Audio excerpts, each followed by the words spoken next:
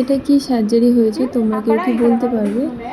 আশা করি যারা মেডিকেল ফিল্ডে আছো তারা তো বলতেই পারবে যেটা কি সার্জারি।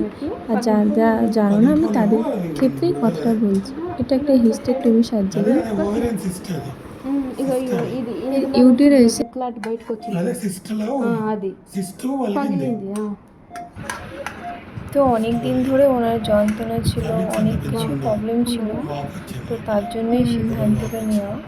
তো যাই হোক, যেহেতু আমাদের স্যার যেটা বলছে যে সার্জারি তো অনেক রকমই স্যার করে, নতুন পুরনো সিনিয়র জুনিয়র সবাই করে, তবে এনার সার্জারিটা যে স্যার করেছে উনি অনেক বছরের এক্সপিরিয়েন্স, তো সার্জারিটা খুব ভালোভাবেই করেছে, ঠিকঠাকই করেছে।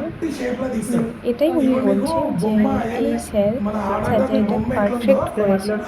আর ওনার একটা দরকার ছিল, ওনার অবস্থাটাও খারাপ ছিল, সিস্টটা অনেকটা বড় হয়ে গেছে।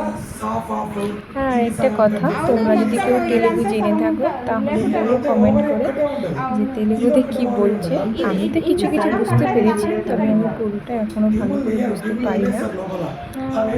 ওরা কথা বলে আমি বুঝে নেওয়ার চেষ্টা করি, বোঝা যায় কিছু কিছু, তো যেটুকুই শুনে বা বুঝে মনে হলো যে ওরা এটা নিয়ে আলোচনা করছিল।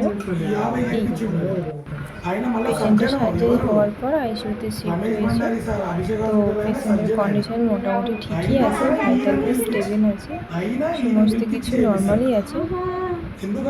আশা করি তাড়াতাড়ি ভালো হয়ে যাবে উনি।